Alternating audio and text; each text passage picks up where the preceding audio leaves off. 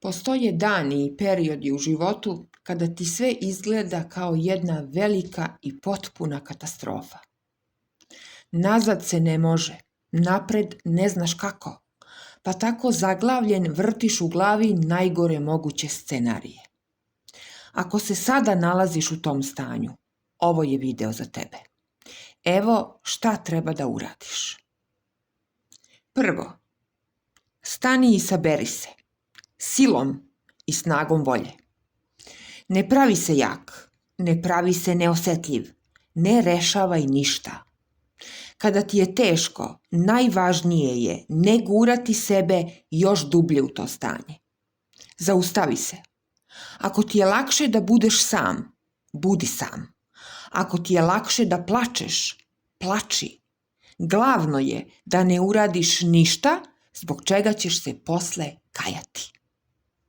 Drugo, obrati pažnju na disanje.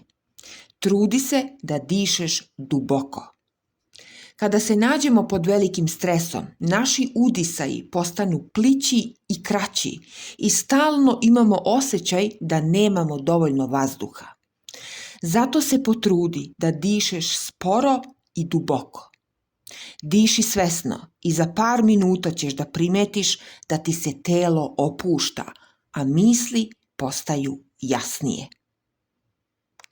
Treće, utišaj sve na sat vremena. Televizor, telefon, poruke, isključi sve na sat vremena. Svet neće da propadne ako ti ne saznaš neku informaciju ili ne odgovoriš na poruku. Daj svom mozgu mogućnost da se oporavi u tišini. Tišina je neprijatna samo dok ne postane tvoj saveznik. Ukoliko nisi u mogućnosti duži period, onda uvedi u svoj svakodnevni život sat vremena tišine. Četvrto, ne razmišljaj previše unapred. Kada si u lošem stanju, normalno je da ne možeš da vidiš ništa dobro u vremenu koje je ispred tebe. Zato ne gledaj daleko. Idi korak po korak i ne gledaj dalje od nosa.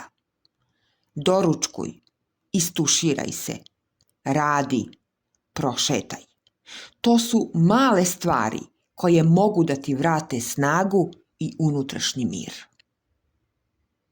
Peto, seti se, i ovo će proći. Zvuči kao fraza, ali nije. Seti se da je u tvom životu već bilo dana kada si mislio da ne možeš, da nećeš preživeti i da nećeš izdržati. Pa ipak jesi. I ovo tvoje sadašnje stanje neće trajati zauvek. Pod kapom nebeskom sve je prolazno. I dobro i loše. Šesto, izađi napolje. Ustani, obuj se, izađi. Nema veze što ti se ne ide i što bi se najradije stropoštao nazad u krevet. Neverovatno je kako neke jednostavne radnje mogu da ti promene emocionalno stanje.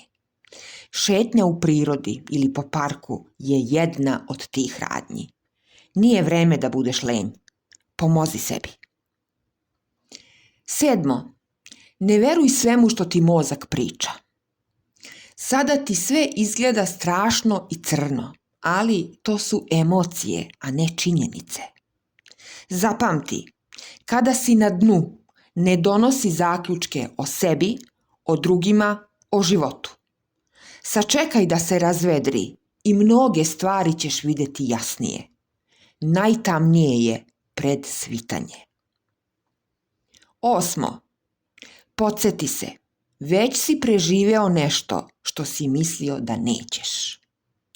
U tebi postoji snaga koju i ne znaš da imaš, a koja se aktivira samo u teškim životnim okolnostima. Tvoj zadatak je da se dovoljno smiriš da bi mogao da prepoznaš taj trenutak kada se snaga u tebi probudi. Budi kao surfer koji u miru čeka svoj talas. Ne propusti ga. Deveto, reci sebi, ne znam kako ću dalje, ne znam kako ću ovo da preživim, ali znam da hoću. Ne treba ti plan. treba ti odluka.